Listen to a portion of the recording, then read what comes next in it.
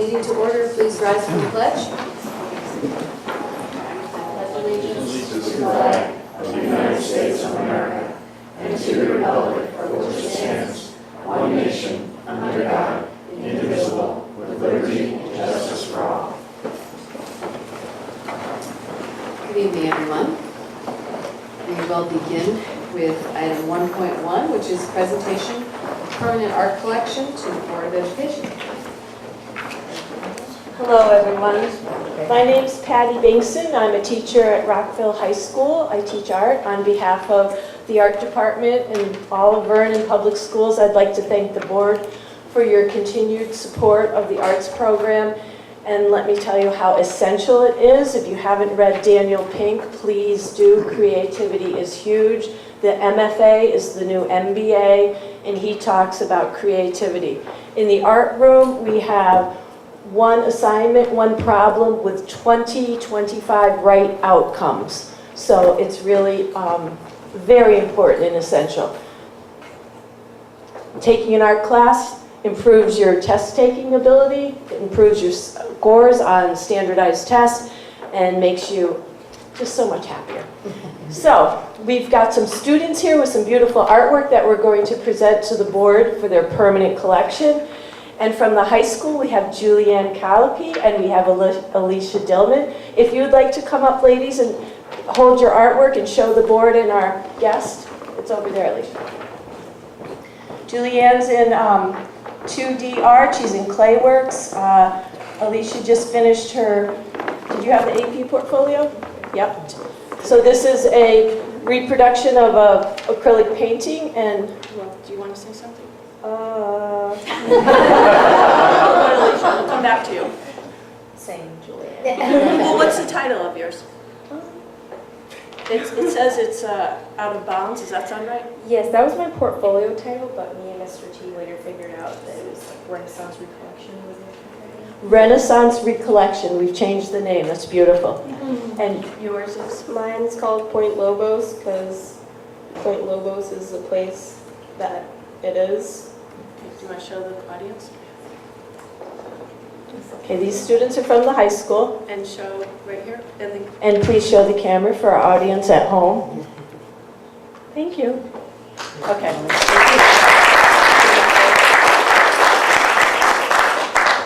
Next up, we have Ashley Fisher. If you would like to get yours, Ashley. She's a student at VCMS, and Mrs. Sherry Nevins is her art teacher. Ashley, would you like to tell us the title? It's untitled then, right? Say something. It's untitled. Okay, so this is a collage and a drawing, and if you'd hold it to the camera. Do you want to share anything about art making? Okay, it's beautiful. Show the audience so your mom can take a picture. And your sister can wave. Thank you. Thank you, Ashley. I thought we had a Yankee player, but it's VR. So Andrew, you want to come up and hold your beautiful piece? They're all beautiful, not just Andrew's. Do you have a title for yours, Andrew? Okay. How did you do that? He did it with a sponge. That's awesome. Would you please show the camera? And the audience? Thanks, Andrew.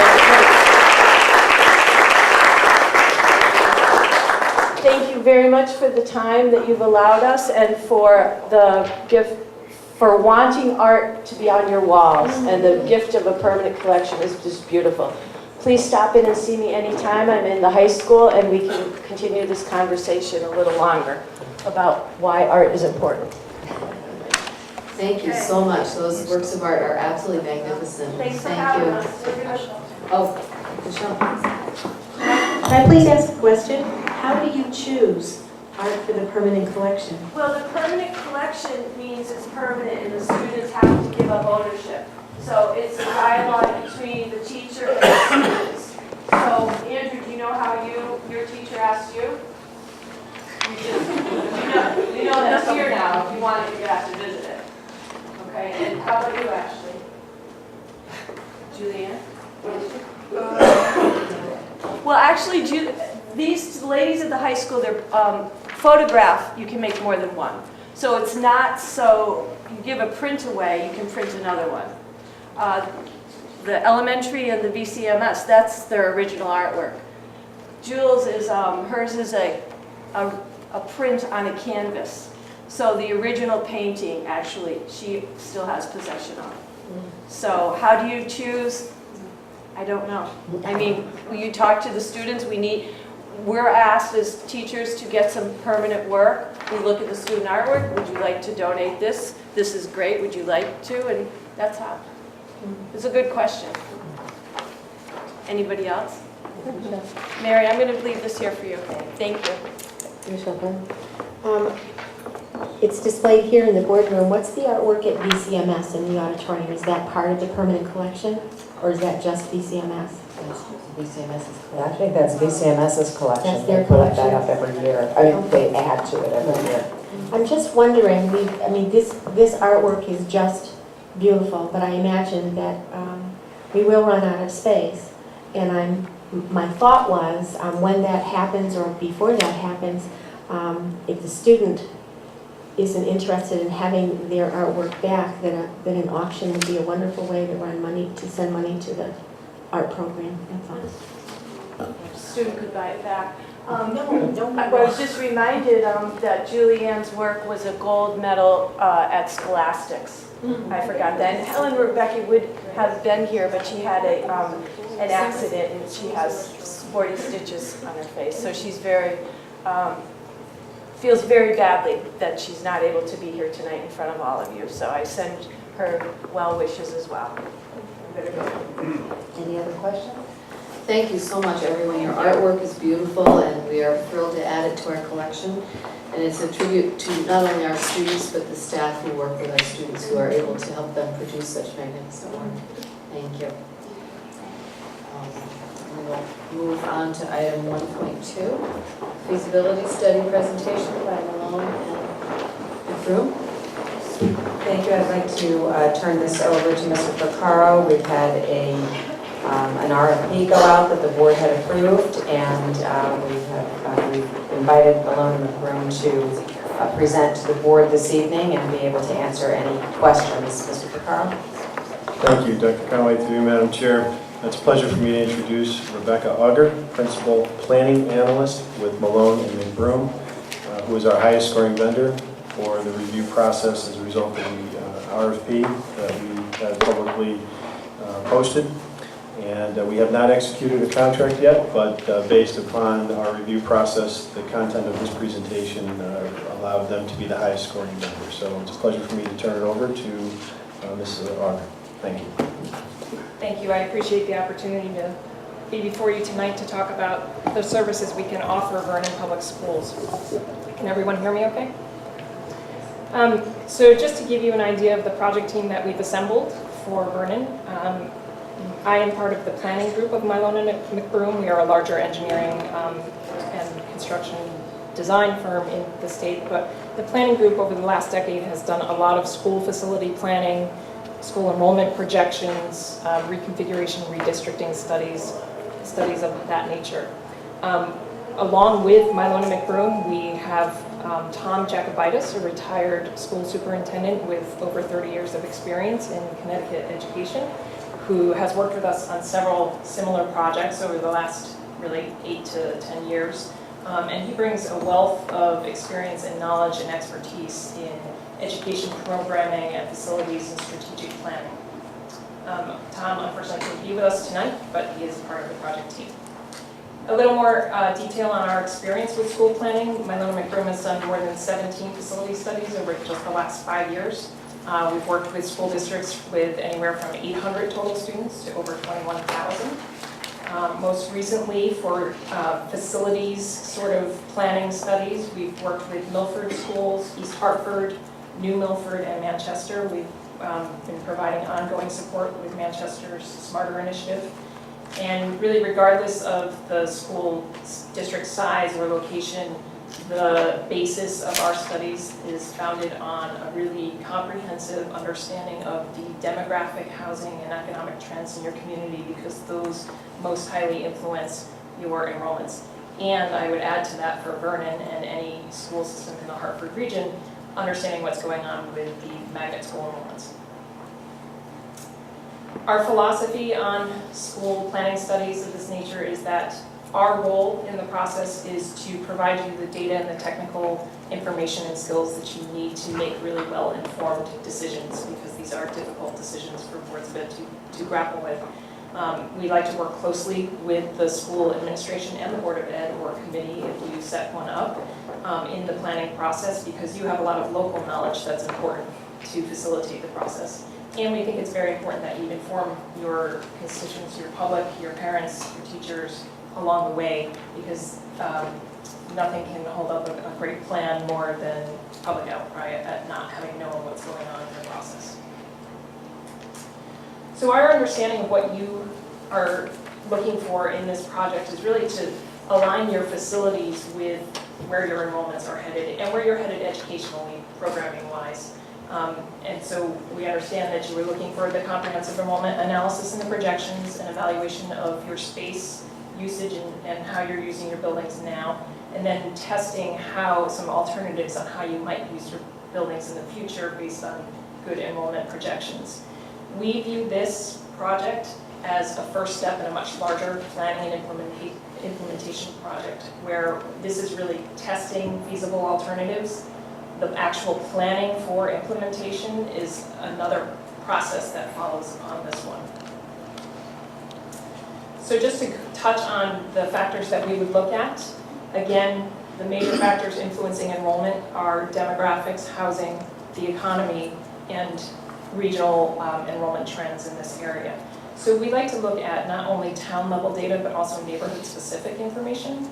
We look at historic development and demographic patterns and housing market trends, as well as planning and development initiatives. We've given you a snapshot of some information that we would go over in much greater detail.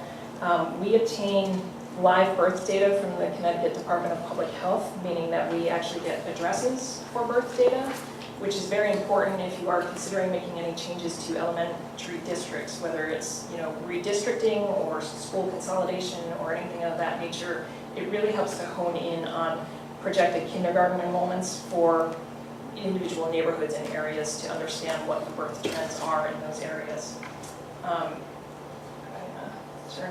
We just did some really quick data gathering on census information. We like to look at trends and demographic patterns. So the two maps here show change from 2000 to 2010 at the census block group level. We like to get down to the smallest level we can with reliable data, because sometimes it aligns well with your school districts, but it gives us a much better idea of what's happening neighborhood by neighborhood. So the map on the left shows the change in school-age children population. This isn't the change in children enrolled in your schools, it's just that population age 5 to 17, and you can see the reds indicate a loss. The darker the red, the greater the loss. The green actually indicates an increase. And the map on the right is just population density for 2010 of Vernon, where you have the greatest density, obviously, in the northern and Rockville sections. Again, enrollment patterns are critical for Vernon, not only understanding what's happening at the local level and between your individual elementary school districts, but also understanding that larger context of the regional enrollments. So again, we just pulled together some data very quickly. The top right chart in the green bars shows Vernon Public School enrollments for pre-K through 12. We could only get data up through 2013-14. The blue line indicates other public school enrollments, and you can see how quickly that has been rising. The red line is private school enrollments. And again, the other public and the private school, that's for Vernon resident students.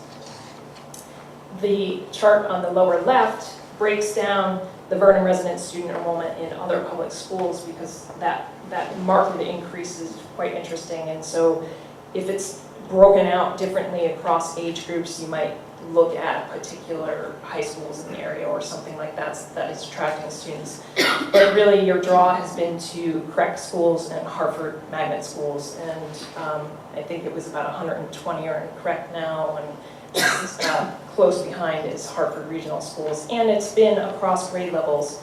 The growth at the elementary level, which is the bright blue bar, Those are K through 5 students that are enrolled in other public schools.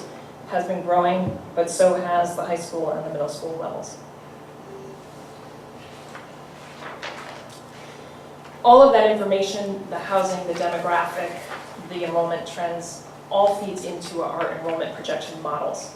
And we like to set up 3 different models. We do a low, medium, and high to establish a range of feasible projections moving forward, because we're projecting out 10 years, and a lot can change in 5 years even. So we prepare 3 models. Models are all informed by that greater analysis of the demographics and housing and all of that. And we choose the projection that best aligns with our understanding of where the district is headed based on all those other trends. And again, we would prepare these town-wide by grade, and then also by school by grade. Some examples here of other districts that we have done enrollment projections for. We have actually been doing enrollment projections for Hartford Public Schools for the last couple of years, and we do some enrollment projection work for them on school construction projects. So we have a pretty good feel for the region and enrollment trends in this area. Educational programming is another critical piece of this project, and that's where Tom Jacobitis comes in. He would conduct focus group meetings with your administrators and your teachers, because it's really critical to understand how your current programming is delivered, whether your facilities are hindering that in any way or facilitating it in some way. If you have excess space, perhaps programming is in great space, but sometimes programming develops and gets put into spaces that aren't really appropriate for the educational service that you're trying to provide. So it's important to understand that before you start looking at alternatives. And then it's also really crucial to understand where you're headed educationally. Are you looking to implement new programs? Are you looking to increase your pre-K? Are you looking to do some other kind of special services? And what facilities do you need to successfully implement those programs? That's critical to understand, and just to make sure that you retain the flexibility to implement new programs as you move forward. When you're doing facilities planning, it's important to know your projections for 5 to 10 years, but it's also important to make sure that you're maintaining the flexibility you need to accommodate shifts in educational programming. His work with your administrators, your teachers, the Board of Ed, really establishes some guidelines for looking at alternatives. The other critical piece would be inventorying your school facilities themselves. And we would do this through a variety of means, through floor plans, through actual tours of the facilities to look at utilization, looking at your planned capital improvements, and all the like. And you can see some examples here of inventories from other districts. The top right is from Stanford, and then the bottom is from Milford. And what we're trying to do is really benchmark amongst your schools of like grades, so in your elementary schools here, to see where our programs being deployed equitably across your entire district, where you might have some excess space, where you might not have enough space. And all of that feeds into your utilization analysis and your projected utilization moving forward, where we've established a baseline usage of your facilities as they are, as your programming is deployed now, and then we play out your enrollment projections to see how your facility usage would look down the road, say 5 to 10 years out.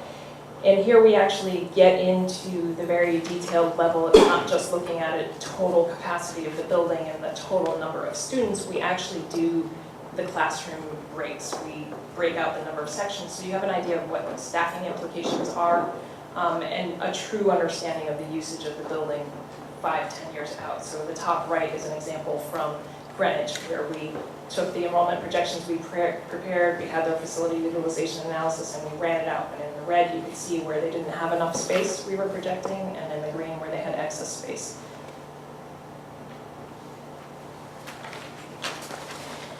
And that gives you really your existing conditions and baseline information. And it's a lot of information to take in, but it's important for everyone to be starting from the same base knowledge of identifying what it is you're trying to resolve or make better or enhance or improve through alternatives.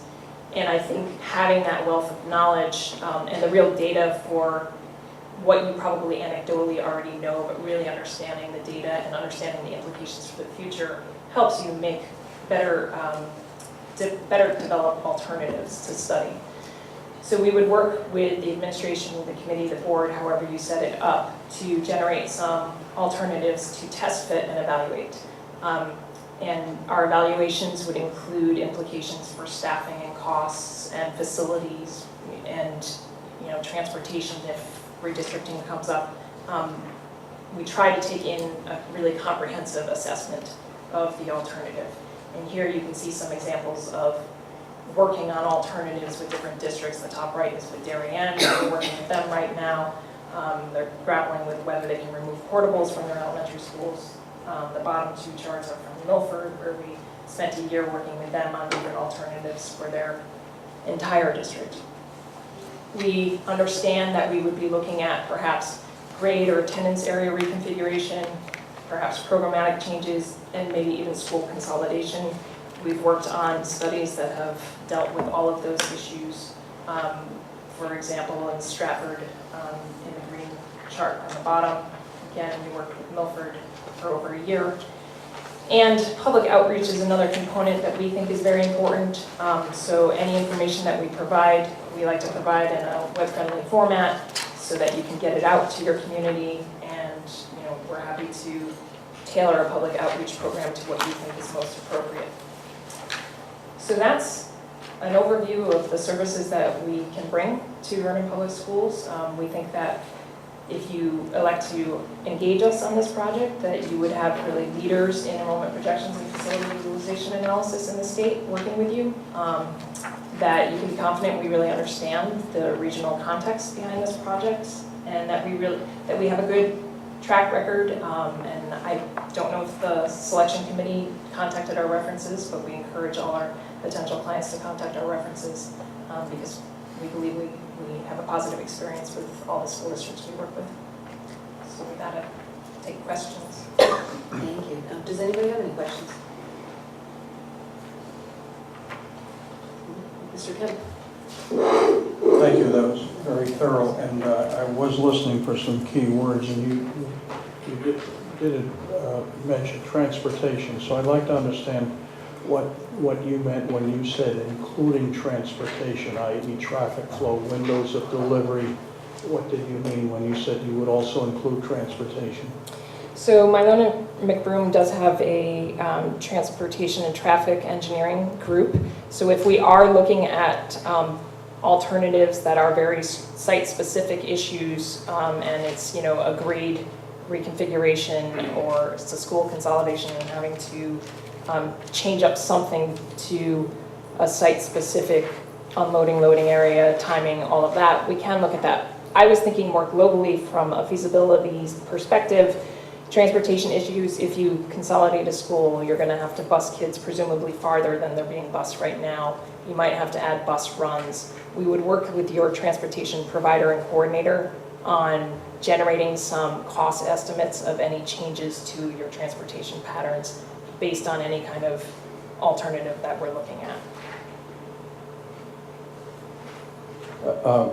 Mr. Vaccaro, could you also mention that we have, at that last meeting, had a representative from the town of Vernon at the meeting?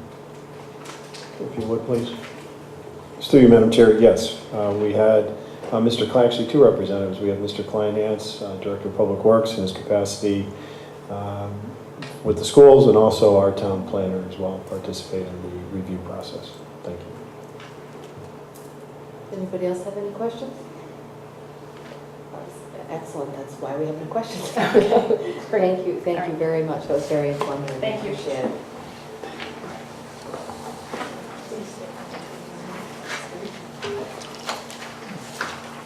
Okay.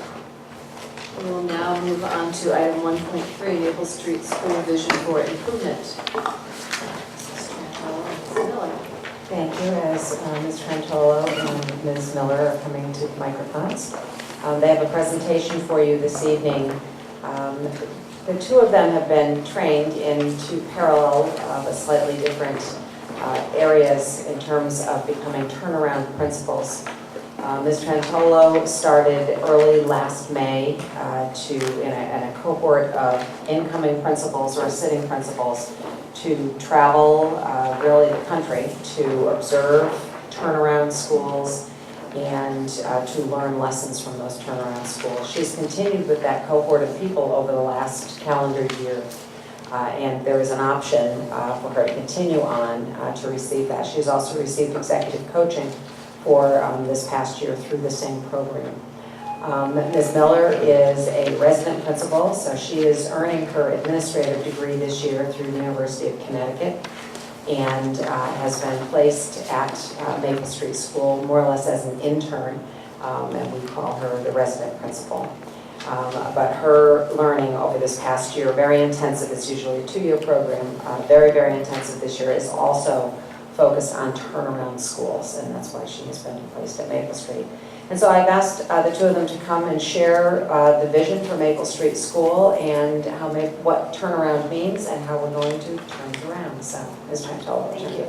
Good evening. Thank you everyone for giving us the opportunity tonight to share with you our vision for improvement at Maple Street School. As Dr. Conway said, my name is Melissa Trentolo, and currently I am the principal at Maple Street School.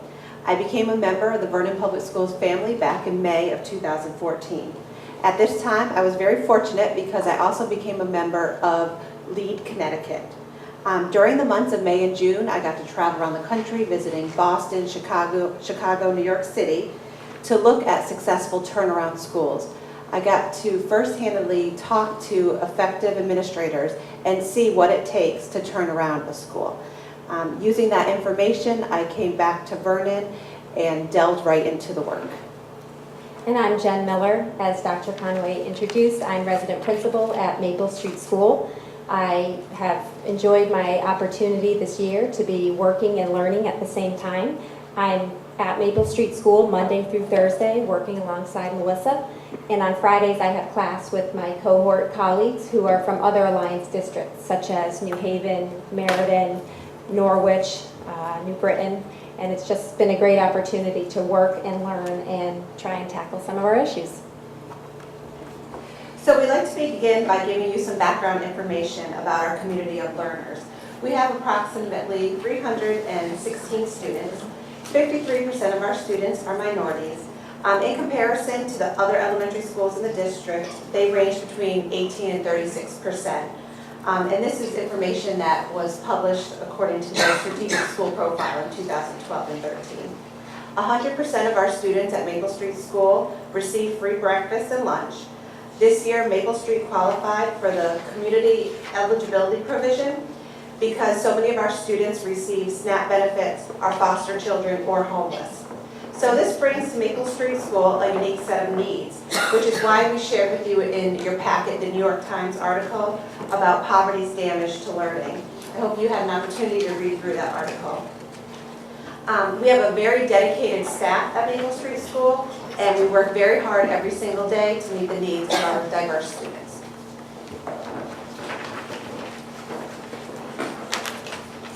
Melissa and I began working together in July, and over the summer we took some time to review some of our key learning about turnaround leadership. And from there we were able to gain a shared understanding of where we were going and a shared vision for improvement for our school. This helped us guide our decision-making throughout the year as we worked towards achieving this vision. During my visits and my learning with Lead Connecticut, one of the major factors of successful schools was the role of the principal.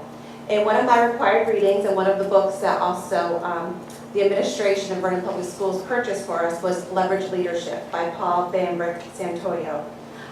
One quote that he states, which I find so powerful, is what I saw in exceptional school leaders was an insistence on being the instructional leader. No longer is a principal's role a manager of the school. The principal's role is to be the instructional leader. So to make this a reality, we had to look at a new way of doing business, which led us to our vision. So as you can see from the visual in the PowerPoint, the work of an instructional leader truly focuses on developing teachers, managing talent, and creating a great place to work, which speaks to culture and climate. This is truly the work of turnaround schools. In the next few slides, you'll be able to see some of the action steps we took towards meeting this goal. Step one to reach our vision was to identify where we were starting from so that we could make informed instructional decisions about our next steps. So I looked to these three main areas, which are student achievement, student climate, and staff culture. The information that was passed out in your packet illustrates our student achievement from the fall NWEA assessments. Did you receive that information? If not, I do have it here.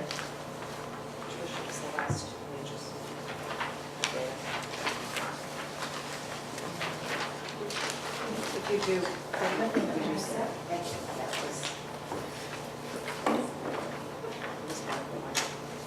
okay.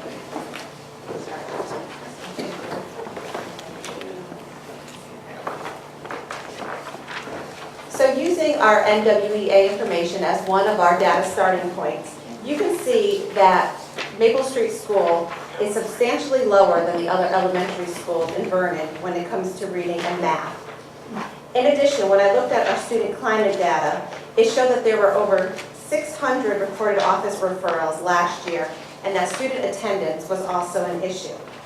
These circumstances impacted our staff culture, our culture. So research shows that schools with similar demographics experience turnover and are challenged to make positive, growth-oriented cultures. Over the summer of 2014, I conducted entry conversations with staff members, parents, community partners to get feedback about the school. I wanted to come into Maple Street School having a lot of knowledge about the school, first-handed from the students, the parents, and the staff who are there every day. I wanted to know from them what they felt was working and what they felt needed improvement. So after determining our starting point, we got to work on designing some action steps for improvement. The first area that we focused on was culture and climate. So we restarted our PBIS, which is Positive Behavior Intervention System. We worked with a team of staff members to make clear the expectations for different areas in the schools, such as classrooms, hallways, cafeteria, etc. And then we worked to share out this information so that all students were taught the expected behaviors and all staff used the same language to address students and positively reinforce correct behaviors. In addition to that, we knew we would need some more intervention for certain students. So we worked to identify who those students were and then create coaching relationships for those students so that they would have a sense of belonging in the school and have a very strong relationship with another adult in the building outside of their classroom teacher. In addition, we work to make this a very collaborative effort. We know that working with parents and community members will help set the most successful environment for students to learn. So we work with them and also recognize a lot of the positives that are happening in our school. So for example, each month we hold award ceremonies for students with perfect attendance and for students exhibiting our core values at Maple Street School. Parents are invited to attend and students are recognized publicly. We also have trimester awards once a trimester where we celebrate academic achievement as well as effort and citizenship. Along with climate and culture, we also tackled the area of instruction. As we know, instruction is a high leverage area. In collaboration with our reading team, we decided to closely examine our literacy block. This approach was twofold. Not only were we making instructional decisions, but we were also building the capacity of our staff to look at the data and draw upon the reading research. Once changes were decided upon, all staff received job-embedded professional learning. The staff also set personalized learning goals for their own professional learning that they met with Mrs. Miller and myself about. From there, we provided feedback to the teaching staff based on their own goals. As a result of all this professional learning and changes to instruction, we were able to implement a 90-minute uninterrupted literacy block. And I'm very happy to report that during that literacy block, 100% of our students received small group differentiated instruction based on our needs. This small group of instruction is provided either by their homeroom teacher, a reading teacher, or possibly a special education teacher. Now that the structure was in place to meet the students' needs, we also knew that we wanted to examine the teaching and learning at that time. We wanted to make sure that our students were receiving rigorous instruction and that we also had a shared vocabulary and shared expectations about what rigor looks like. So to work on this problem practice, we decided to use the Webb's depth of knowledge, which is a continuum of complexity, 1 being the lowest level and 4 being the highest level. After we were engaged in this professional learning, we started doing instructional rounds with our problem of practice looking at rigor. So each month, teams of teachers go out, they observe instruction in classrooms, they record what questions are posed, they record what tasks the students are working on. Then we come back, we debrief, and we examine the questions and the tasks, and we rate them based on Webb's depth of knowledge. In the fall, many of our questions and tasks were on that level 1 and level 2, which is more on the lower, the less complex level. Over the school year, we have really moved from those levels more to level 2 and level 3. So we are moving along the continuum.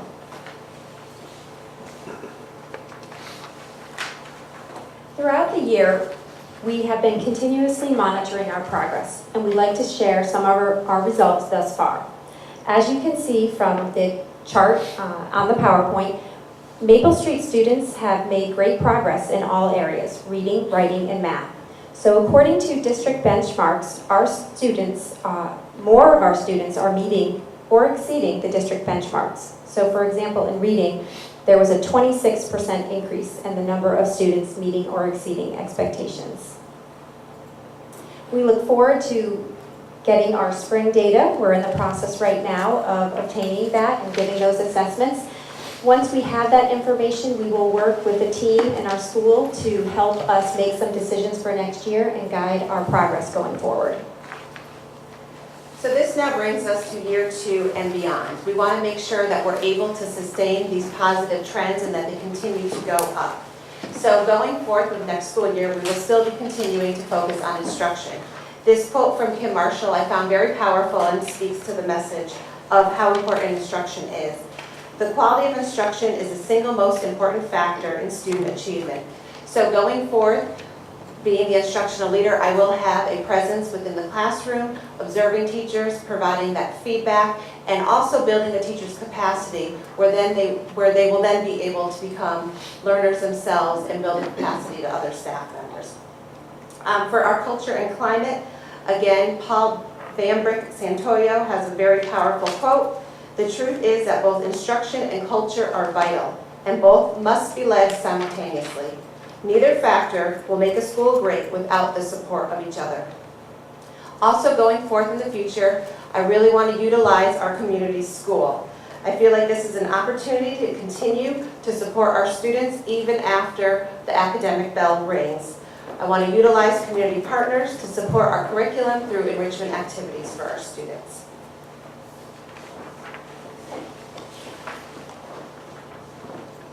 So I want to thank you all for listening to our vision of improvement tonight, and I just want to leave you with a final thought.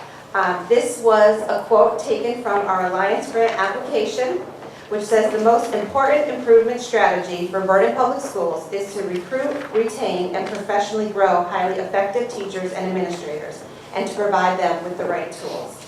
Hopefully you'll be able to see how this quote is aligned with with Maple Street Schools' vision for improvement. Thank you all. We appreciate your time. Thank you very much. Does anybody have any questions? Mrs. Russell.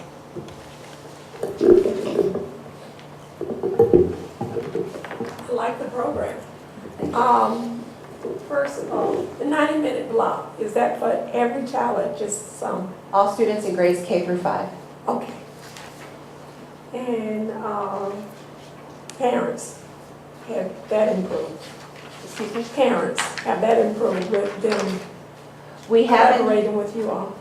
It has. We have been tracking. This is actually a baseline data year. I really didn't have a lot of information based off of last year, but I have been tracking our attendance at parent-teacher conferences. I've been tracking attendance at our assemblies. So I'm kind of using this year as our baseline to see if there is an area of growth going forth next year. But so far you have seen an improvement with parents? Yes. Yes. I would say yes, but I really don't know what it was last year. But yes, at our assemblies, we do have many parents in attendance. Our first round of parent-teacher conference, we did have a lot of parents that came. We've done some family nights. Our last literacy night was very successful. We had a lot of families that showed up. So yes. Truancy. How's that going? Still an area of focus. We put some systems into place. We do issue the letters after 9 absences. We make sure that we have the parent meetings. It's a lot of ongoing communication. We're trying to stress the positive, recognizing the students who are there every single day.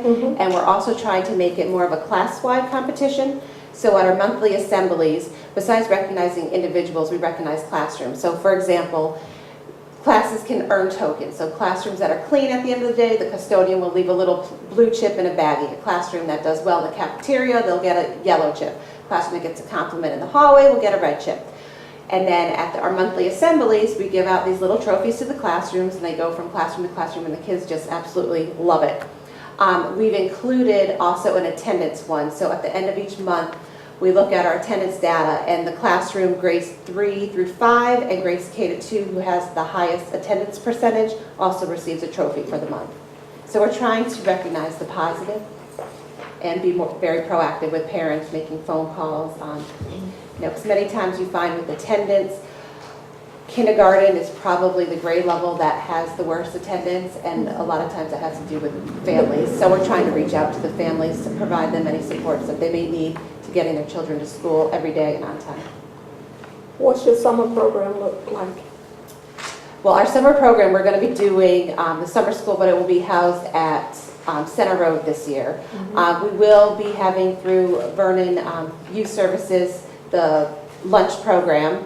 And then my community school person has a certain amount of days, so she will be running some programs during the summertime. You won't have the bus?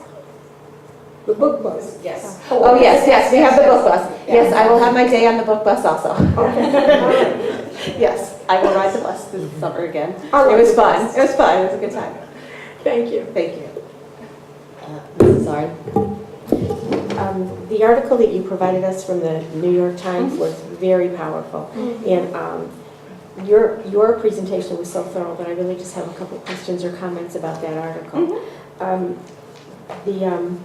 I'm quoting from the article, low-performing schools tend to share high stress, negative cultures, students with low readiness, and adults can take specific actions to buffer stress and help them develop self-regulatory skills. Is that something that you are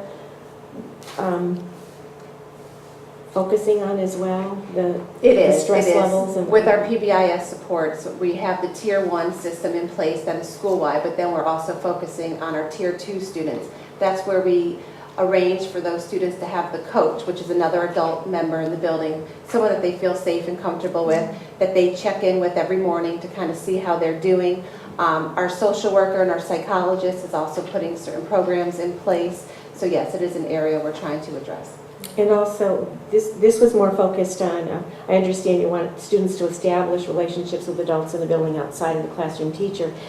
The article, I thought, focused a little bit on giving all classroom teachers skills to know how to differently and insinuated better respond to students who are dealing with stress.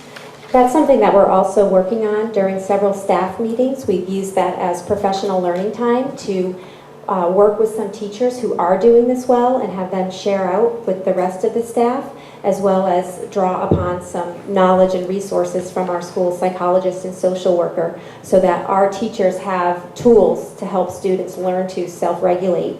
And even the coaches will set goals with these students during the day. So today, remember to use this strategy, and it's just another way to reinforce it with the students, but certainly it's something as a staff that we work on as well. And we also have a PBIS committee where we look at these Tier 2 students. So even a student who has a coach, the PBIS committee is all aware of that child also. And it's a very tight-knit, very supportive, small community at Maple Street School. So there are many students who, if they have a fabulous day, they're getting that positive reinforcement from their homeroom teacher, from their coach, and also members of the PBIS committee. Yeah. And I just have one more comment. I know each school is kind of its own little community. There's uniqueness and there are similarities as well. And I am so impressed that you found, among other things I'm impressed with, but that you found a way to institute 90-minute blocks for every student. I mean, I realized that that was for you and for the students there, but I can't believe that it wouldn't be. If you did it, then I would think other schools could find a way to do that as well. We're Nice very job. proud of that fact, and Yes. we're very proud that our students are receiving that small group instruction. Okay. We're very fortunate, we do have 4 reading teachers at our school, but we do a lot more of the push and support, so that way we're not losing time in transitions, and the students are getting that uninterrupted instruction. I always worry ad nauseum about instruction time being imposed upon, so the fact that you could make that work for 90 minutes for every child is just, I'd love to see that shared too. Mr. Kemp? 2 questions. Do you have a feel for the degree of transience that we have in our students' population, to the degree that they come to us, and what level of preparation they have achieved when they arrive, and how long are they with us? And I ask that because if we're going to monitor results, it's hard to do it if the child was with us in the first place. So what have you learned when you have analyzed the transient nature of our system? That's going to go back to looking and reviewing that data. So looking at our 5th grade students, were they there in 4th grade, and try to track them back to the previous years. So that is still a work in progress. This being my first year, my baseline year, that is still an area that I do want to look at. So we can follow those students who we have and see if they are progressing along the rate that we want them to. How effective is the process of providing you information from the sending districts? Does this documentation arrive in a timely manner? Do you have to chase it down? It depends on the district. It depends on the district. So it really just depends. What's nice is now a lot of the districts in Connecticut are going to NWEA, so we do have that common language when it comes to data. A lot of the districts were doing DRA, which correlates with FMP, so we do get some information which is beneficial for the students. So when we do receive them, we're not going in blind. Unfortunately, sometimes it might take a little bit longer than what we would like, but we usually do have some background information. Thank you.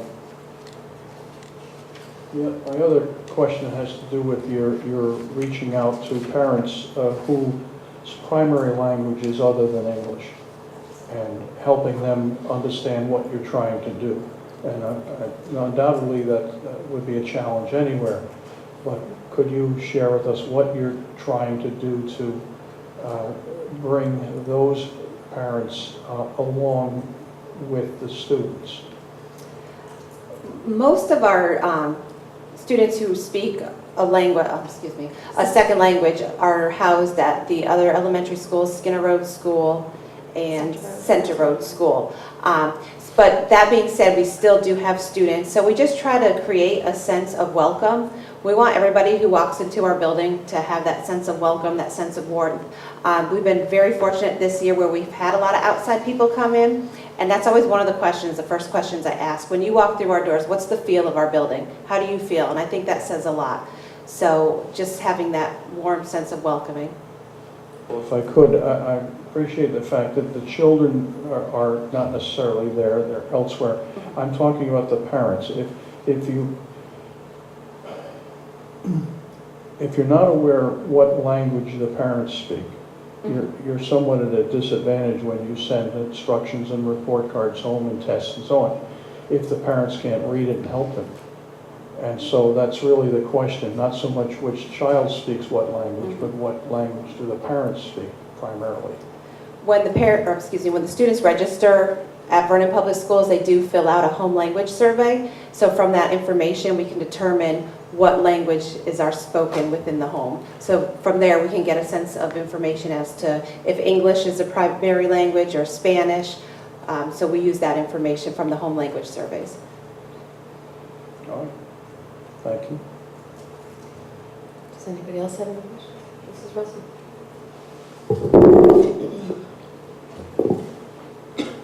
I forgot to commend you for this data from the fall to the winter. What an improvement.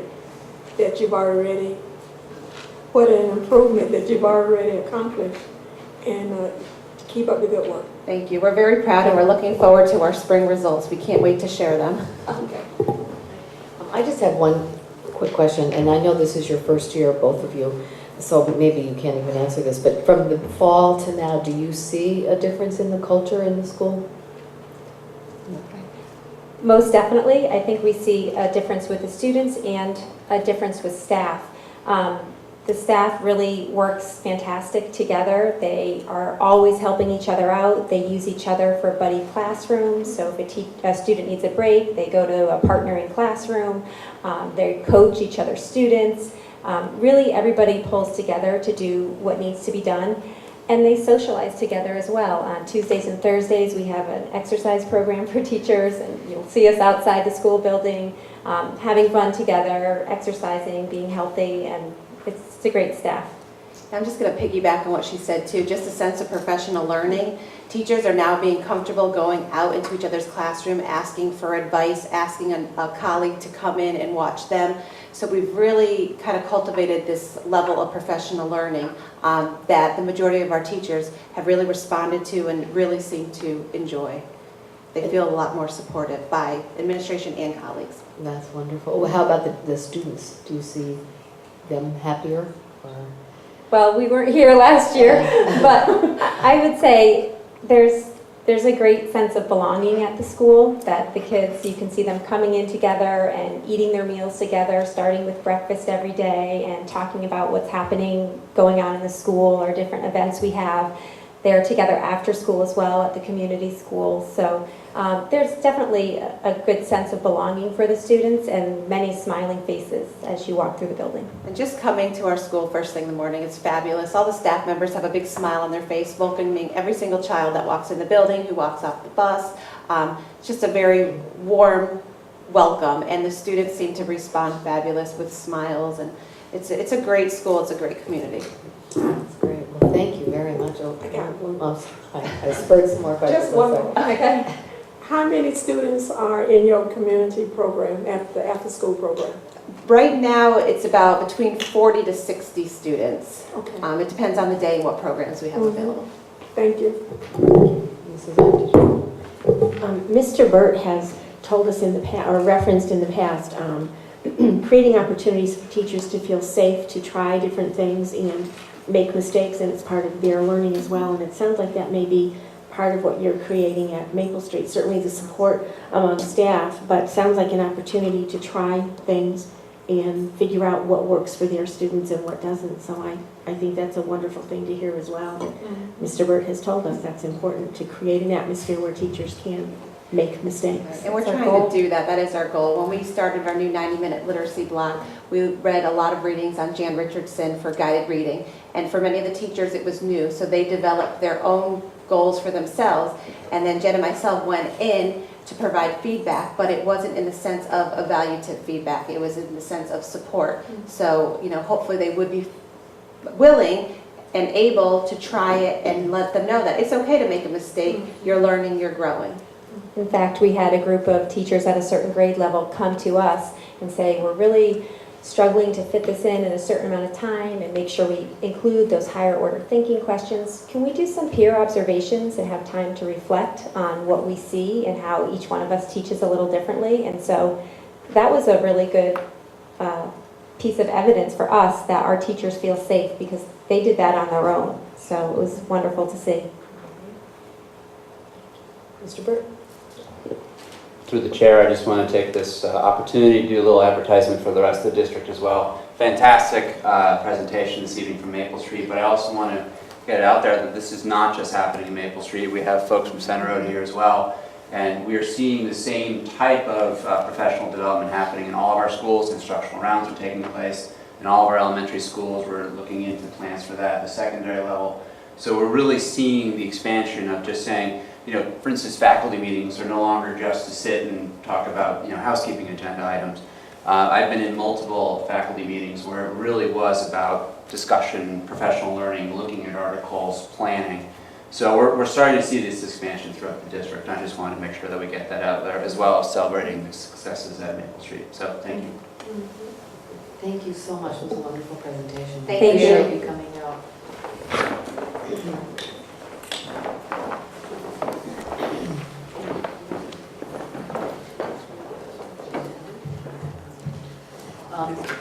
Before we move on to the consent agenda, I've been remiss, and I just wanted to welcome Mr. John Kopeck from Town Council, who's here with us this evening. So thank you for joining us.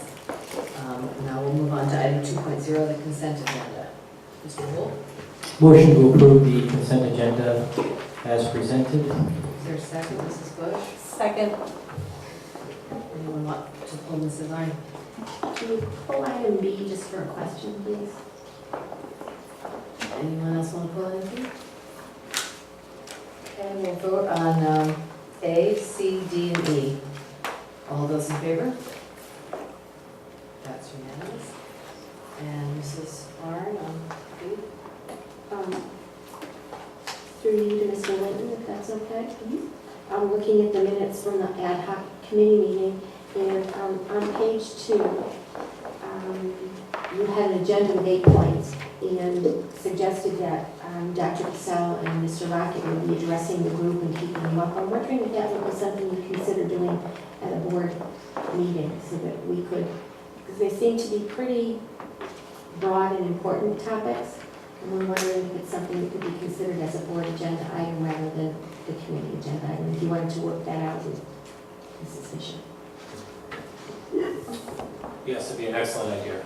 Maybe towards August, when we have our first meeting for the year, school year. Okay, now we need a motion on item B. Mrs. Arn? Move to approve item B on the consent agenda. Is there a second? Mr. Linton? All those in favor? Unanimous. Thank you. Now we have item 3.0, opportunity for Board of Education to add or delete agenda items. Anyone wish to add or delete an item? Okay. Item 3.2, Rockville High School Student Representative, Aaron. Hello, just stick with me today. I got a couple things I gotta talk about, so it could be a little bit. First, this Friday is prom. The school is excited with it. Everyone, as far as I know, is driving there themselves. I don't know of any particular people doing something unsafe, I guess. So it seems like everyone's being rather responsible when it comes to prom, and I think that's a good thing. So it should be an overall great night. It's at the Chez Joseph. So it should be a good event. I'll get an update to us at the next board meeting. 2, the drama department hosted and ran the Little Shop of Horrors musical, which I personally was not able to attend, but from everyone I heard, it went off astoundingly. Everyone loved it, and it was much more well received than many of the other plays this year, which is saying a lot, considering the murder mystery is usually extremely liked and loved by the students. But this year, the musical was, everyone really seemed to like it who went, and I was impressed by the amount of people that actually ended up going. It was substantially more than I thought we were going to attend. Another point is Goodwin, the Goodwin College program that I talked about before, that myself and a few other students were enrolled in, has ended because Goodwin has come to a close. Over the course of the 2 semesters, I know that I believe all 3 of us received Dean's List for the first semester. I know 2 of us have a 4.0 GPA leaving after both semesters. Dean's List has not been released for the second semester, but I think it's likely that we'll all end up making it again.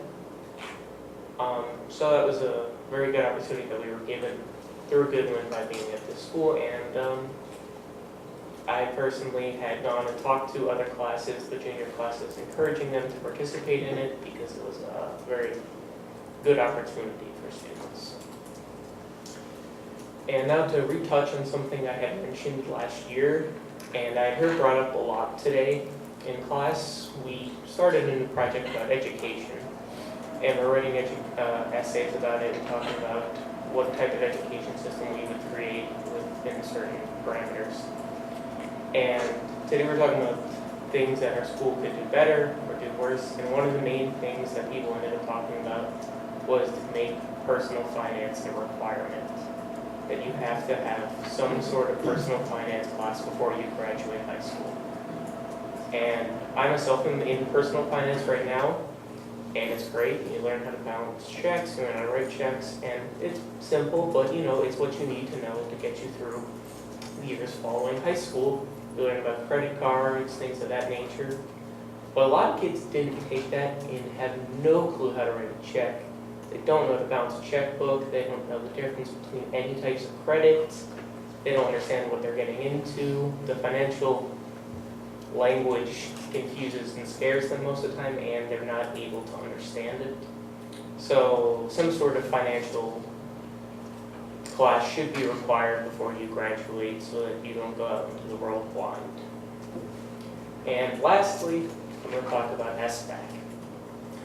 I'm not a junior this year, so I've not taken SBAC, but I have talked to a few juniors about it and got their opinions, and talked to a few teachers.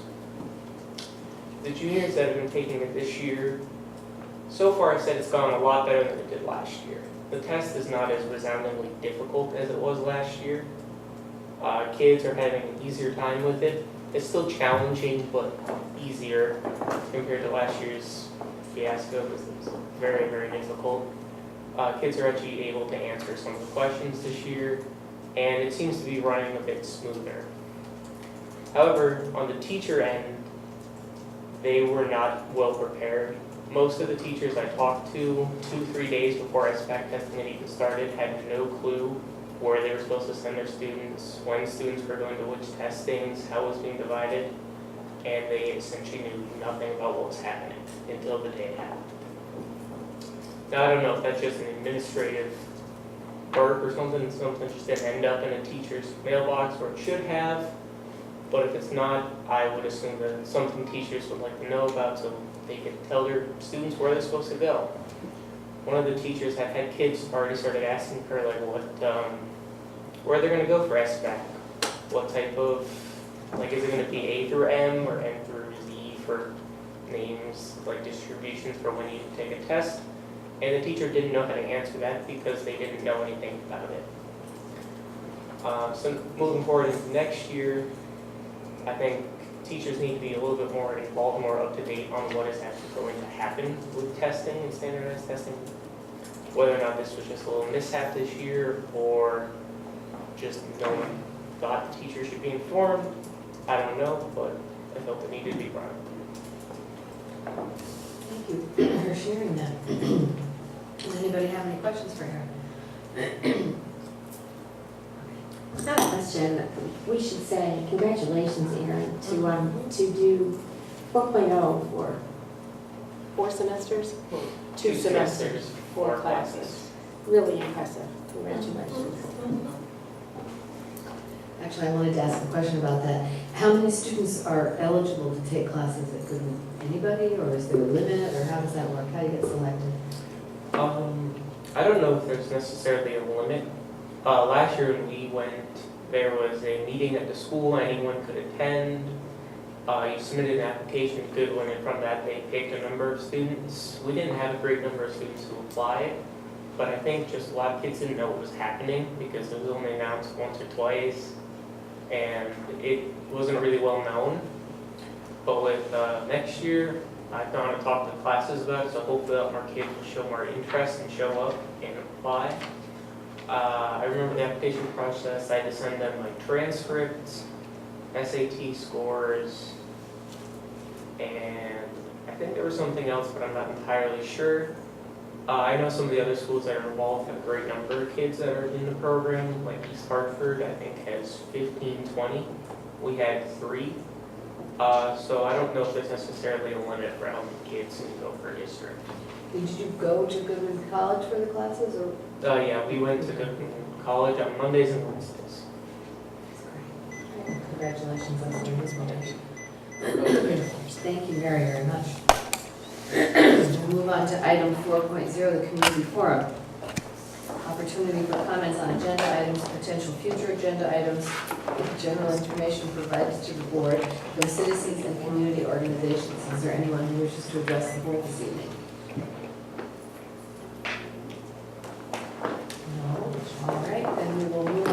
and 5.0 curriculum. 5.1 Smarter Balanced Assessment Consortium Field Test. Report from the Connecticut State Department of Education.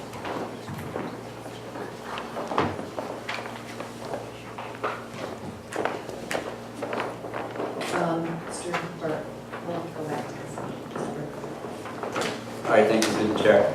Just a quick recap on the events that bring us to today. As you recall, last year, Vernon was one of 90% of the state to choose to do the field test. I'm actually glad that we did. We think we worked out some of the kinks last year and got our teachers and our students used to the testing, the online testing, so we were able to implement it. From my standpoint in the district level, I've heard very little of confusion. I'm actually surprised to hear that. I've been a regular recipient of the schedules from both, from all 7 schools on their testing schedules, and I know at the high school it was out at least 2 weeks prior to the first testing day. So I will follow up on that to make sure that we have a system in place for the following year. As you recall, back in spring of 2014, we were under the impression that we would receive at least some district level reports that fall. As you can see, we're now in May, and this is the extent of the report that we received from the state. And this was just received in our offices 3 weeks ago. And if you can look down in the first page, page 1, second paragraph from the bottom, it actually tells us that because of the field test nature of this, of the assessments last year, that they could not actually glean specific data for Connecticut out of that. So we don't anticipate getting state data and or district level data from the state anytime soon. So I just wanted to introduce this topic today. We are anticipating results from this year as results for individual students, which then we can aggregate by class, by grade, and by school and by district. And we hope to get those sometime in the summer is what we're understanding now. Originally it was early summer, now I believe it's closer to late summer. As soon as we do get that information, we of course will share that with the board. Just wanted to point out a few things. You can see that the state is showing, if you turn to page 2, the first figure there, figure 1, this is a comparison. They're trying to give us an insight into what they anticipate results from the SBAC may be compared to our prior state assessment, which was the CMT. In this document, you'll notice there's no reference to CAPT. I don't think they've done any relationship study for the SBAC and the CAPT, which is our old 10th grade assessment. Our 10th graders still take the science CAPT, as you recall. But for the most part, this document is about the CMT, and they give you some figures for 4th grade and 8th grade. This first figure is grade 4 mathematics. Realistically, the 2 columns that you need to look at, the 2 data points would be the smarter balance, which is the fully shaded in black, which is at 37%, and then the CMT, which is 65%. You can see the comparison. This is their estimate of students that would meet the proficient level. As you recall, just a couple other points. On the CMT and our state assessments in prior years, we used to receive 5 levels of reporting. The 3rd level was proficient. That's typically what we were reported at to the state in terms of our student and our school's progression. Goal was the next level, and then there was above goal. In the new SBAC assessments, there's only 4 levels. Level 3, again, is considered proficient, but they've collapsed it down to 4 levels for proficiency. So I just wanted to point this out. This is what they're basically giving us a warning that they've seen this happen in other states that have already given these assessments. They've seen an adjustment anywhere from 20 to 30% in the students achieving proficiency level. And this is their fair warning to all the districts in the state that anticipate the same adjustment. Now what they're also saying along with that is that our students' achievement is still the same. We believe through our local assessments, you can see our fine administrators from Maple Street showing us progress on local assessments, things that we value in the district, using our MAP assessments for an MWA, but also using our locally generated benchmarks that we can track our individual students over time, as short a time as month to month or season to season, and that we can really use that information to understand our students and to transform our instruction to ensure that we're meeting their instructional needs. This is going to be a report card for the district and for the state. and it's going to be reported out. Again, we're taking the assessments now. Elementary school started back in March. Our high school couldn't start until April 17th, and we need to conclude in the next couple weeks.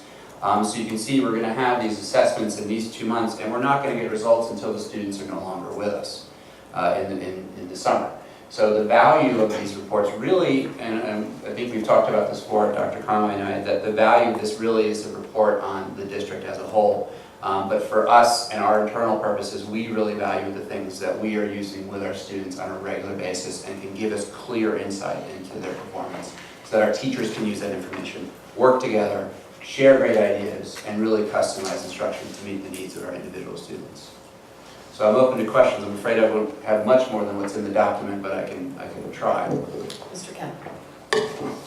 As you indicated, we were hoping to get Connecticut data, and the first page said, well, we're not going to get that. Although the bottom paragraph says, however, there are other data sources that can provide reasonable estimates for Connecticut. I'm not sure what that is, or maybe you can enlighten us at some point. I struggled with that sentence myself until I realized that was a transition to the next paragraph for the NAEP assessment, which are the other 2 columns there. The NAEP assessment has been going on for since 1970, from what I understand. But that's not really an individual report for students. It is what they call it the nation's report card. And what they do is they randomly select groups of students within a school. So Rockville High School could be chosen for its 10th grades, and we would give them our demographic data, and they would try to take a cross sections of our students. We would then give that assessment, and that report goes to a central location, and it generates the health report card for Connecticut as a whole, not even for Vernon, from what I recall, having gone through this in previous districts.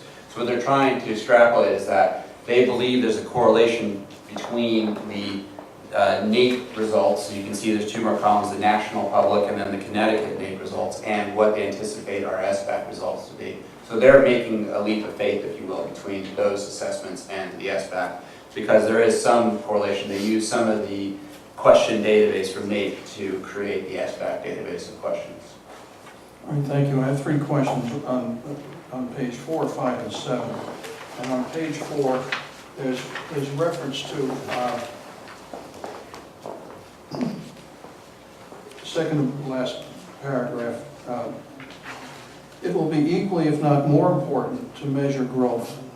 Okay, so getting a standalone result in any given year in any given test is great, but I'd like to understand how is the growth going to be displayed? That's the key to this, and it doesn't give me a layout here that shows how they're going to help you understand whether or not the students are growing, and if so, where. This is all supposition on my part, but from what I understand that they're going to be using a vertical scale. One of the issues with the CMT and the CAT is that there was no real way to have a relationship between those 2 data points. So 8th grade basically stops, and you can kind of guess what's going to happen in the CAT, but there was no real understanding between those two assessments. There was a vertical scale under the CMT, and they're looking for that similar thing. So it's not just if you're receiving a 3 on this year's assessment as a 5th grader. There should be some sort of vertical scale that says you were at a 225 in 3rd grade, and now you're at a 245, but then you went to a 240 in 5th grade. So they're trying to say not just year over year based on that norm data for that particular test for 5th grade, it's trying to give you a sense, are you making progress over time? Again, for our purposes, it's a single snapshot in time. It's more of, can we look at a cohort of students for a grade level, for a building, for a classroom, and are we seeing the progress that we would expect over time? As we say in the education world, it's more of an autopsy on this in the fall, rather than really real progressive data showing growth within the school year, which is really what's important. Thank you, and I would hope as a student jumps from elementary to middle and middle to high school, that there's not a loss in transition. That sometimes that seems to have been the case in the past. Page 5, there's reference to our the 3rd bullet, provide districts an opportunity to test their hardware and their network capacity. Could you clarify how well did we fare in both of those areas?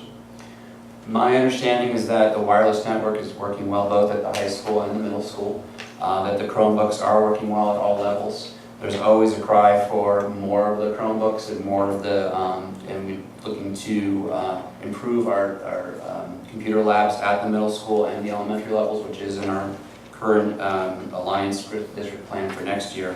But they are reasonable requests, because if we can, for instance, increase the number of Chromebooks at the middle school, we can test an entire team at once. So they can, less disruption of the school day, the school week, and the school year. And we are conscious of that. We are hopeful that with the technology grant and our Alliance grant that we're able to fulfill those requests at each level. Well, that's the hardware. How about could you talk about the network? As far as, there's one hiccup, as far as I understand, Friday afternoon with logging into the test generator website, but it was a firewall issue that was quickly resolved by IT. Other than that, I've been unaware of it. There may have been small issues, but nothing that's risen to my level. Good. All right, thank you. Page 7. There's the second paragraph down. They're testing levels of knowledge, yet in the area of mathematics, it basically says because of the machine testing that they're essentially unable to assess the degree of difficulty level 4 in mathematics. So how do we assess if they're getting into level 4? That is a great question. I'm afraid I don't have an answer for you from the state. We, again, locally, we believe that we are moving, and this is one of the things you've heard from the Maple Street folks. I know Lake Street is doing this as well. They are using depth of knowledge to analyze their own daily tasks to ensure that we are not living in the land of one, which is appropriate many times, but you shouldn't stay there. We need students to think deeply over time. A DOK of 4 really is, you have to think about this, process it. You may be given a problem today, your group might be given a problem today that's very complex. You might then come back to it 2 days from now after having time to digest it, research some other things, and really apply your knowledge to it. So we really want our students to be able to apply their knowledge in a depth of knowledge 4 level. Well, I guess we'd be interested in what the state has to deal with, has for us to deal with that, because certainly those kids that are proficient in level 4 would want to be able to demonstrate that for college applications and so on. All right, those are my questions. Thank you. Mrs. Arden. Through you, Mr. Burke, please. Mr. Burke, you've been advising us numerous times over the course of time that we shouldn't get too wrapped up in this, because it's a work in progress, and to do comparisons between NAEP and CMT and for Smarter Balance and CMT would not be appropriate. So this is kind of, we did that. I did that when I read this, didn't pay too much attention. But there were a couple of things that in the state document that made me chuckle, actually, and I wonder, I'm looking at their statement actually on page 7 where they're discussing depth of knowledge, and they wrote, as items increase in complexity, they appear to be more challenging. I mean, how obvious is that? And the data may be indicating that as students advance from elementary school to middle school, responding to items of increasing complexity becomes less difficult. And I'm wondering, I don't know, the ridiculousness of those statements. I hope that there's a lot more to be garnered from these tests than the obvious. And the only question I have is a statement that begins on page 6 and ends on page 7. The items assigned to writing were more likely to be answered correctly by students in the lower grades. I get that. But in the higher grades, the items aligned were less likely to be answered correctly. Does the skill, how do I put this? Because level 4 requires not just an adequate understanding and demonstration, but pretty in-depth, the more difficult it becomes if we see the students are separated over that difficulty. And I'm trying to understand that statement a little more clearly.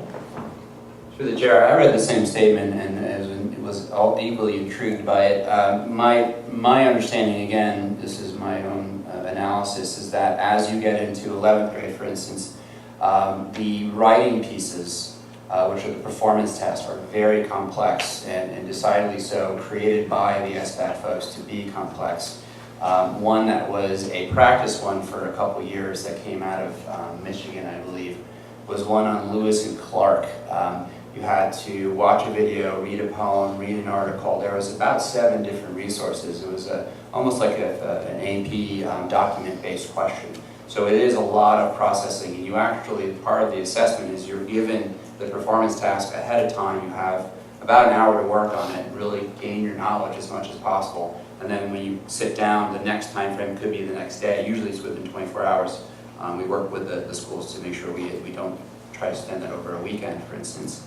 Then they have to process that. And this is a great skill. If we do get this level of information, that's actually going to be useful from a curriculum programming standpoint. Again, not necessarily for our individual students, but really from a sense, are we developing that level of writing, which is making a claim or an argument, as we call it, and then being able to support it. That's good writing to have. It's good thinking to do as well when you're able to pick a position, pull information from diverse resources, and build your solid claims or arguments on your own. So that is a very difficult skill to do, and that's across the board. Having taught AP US History for years, it is something that takes a lot of time to generate, and you have to do a lot of practice on. But I know that we are approaching this, starting in 7th grade in social studies classes, they are working on this skill. So I would see a progression in that in our schools over time. So that statement is more correct, more founded in basis, and less foolish as some of the other statements in here. That actually makes sense. I just want to thank you too for preparing board members for receiving this kind of information, and I appreciate your help in deciphering some of it and making it relevant to Vernon, because a state report doesn't always tell me what I need to know about how Vernon is doing, so I appreciate that you do that, and I hope we're going to get more of your input as this progresses. And one final thought, we are working with the state. They are looking at different ways of reporting out our progress, which is really great to hear. Both Dr. Conway and I have heard this from multiple workshops that we've attended or meetings we've attended. That's no longer our district, our DPI and our SPI, our improvement profiles essentially used to be solely based. There was a few factors. The high school was at graduation, and basically the CAPS, the elementary level, and the middle school was just CMT from what I recall. They're looking at a number of different factors where we can show that all the incredible work that our schools have been doing, that we might actually gain benefit from these different types of reporting. So I was very enthusiastic that the state is really starting to think outside of the box. We just got cited at the Alliance meeting for Dr. Conway's work and the district's work on attendance. It was a national recognized figure in attendance, so they actually have a company called Attendance Work, and they said Vernon is among those districts that are really tackling that. So if we can get acknowledged in a convening for the state, why wouldn't that be a part of our grade, if you will, on our report card? So I think they are looking into that. One more question. The very last paragraph alludes to a concern that we'd expressed to you earlier about the ceiling that students can achieve. That paragraph mentions adjusting to the student level and not having that happen. Do you expect that that's, first of all, am I reading into that? Could you give me the pages so I'm on the same page? I'm sorry, page 8. I'm sorry, page 8, the last paragraph. It says specifically that this program will avoid providing students with items that are either too easy or too difficult. So that says to me that perhaps that ceiling is going to be removed and there will be true assessment for those high achievers, or no? I've not heard anything about that. I believe it's still a grade and a half up and down, but I think you heard from Aaron saying that the test seemed easier. I believe last year the test was not adaptive. It was strictly, it went through its paces, so you started out relatively easy and got more difficult as time went along. Now it's adaptive within those 2 grade levels, so 11th grade up through, say, 12th down through 10th grade. That's why we really are looking to use MAP, because it is truly adaptive up through, post high school. And we've now received norm data that we can receive a score, a third grader receives a score, it'll give us the percentile. So if they're at the 99th percentile, we can quickly look at a chart and say, yes, the student is achieving at a very exceptional level. Likewise, it'll help us with some identification, because identify students in the bottom 5–10% as well. Again, it's one data point. We usually look at the full picture for all of our students. We try to take a portfolio approach, if you will, but it is a nice thing to have that. It's truly adaptive for any grade level. Is there any vehicle or opportunity for administrations to let the state know that there are concerns about capping the students, what they can achieve, what they can represent on this kind of testing? Or is that not your concern? I'll just say there's lots of other concerns, and that's really with the testing, and that really is, for me, it's not a priority, to be honest, because we can do much more than internally. There's so many other, we've had incredible conversations and with our administrators, and we're starting to see it in some feedback from the community, and I think the whole state's seeing this, that that really is not it is an issue, but for me, it's not the issue with state testing. Well, if you have a child who's high achieving, it is an important issue. I'm not saying it's not an important issue, I agree. Okay. Any other questions, Mrs. Bush? Yes, it's nice that we did get some information back from the testing. I wasn't expecting a whole lot. So going through this, I was just happy we got something. Has there been any talk about allowing schools to use their national norm tests like we have NWEA and things like that to be able to have a realistic view of our students in a universal way where we have the 3 times? So we're looking at their growth within a year instead of one moment in time. Through the chair, if I'm hearing your question correctly, is the state looking at other models other than the SBAC? Is that about right? More, is the state going to allow our school districts to look at for their achievement national norm tests that they have in place through a universal assessment over something of the one-time snapshot of a student? Through the chair, I am more hopeful about that now than I was a few months ago. I was able to attend a work group for 11th grade at the state, held by our current commissioner, who wasn't commissioner at the time.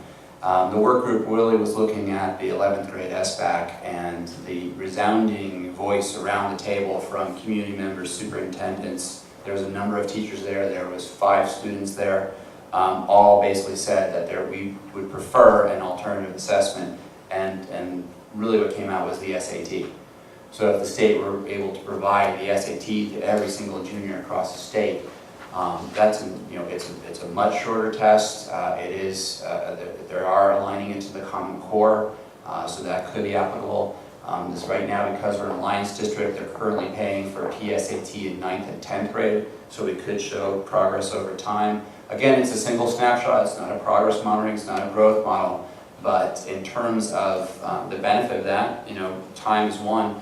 2, for me and for districts in particular like Hartford, New Haven, who are on the table, they really would say this removes a barrier to college for many students.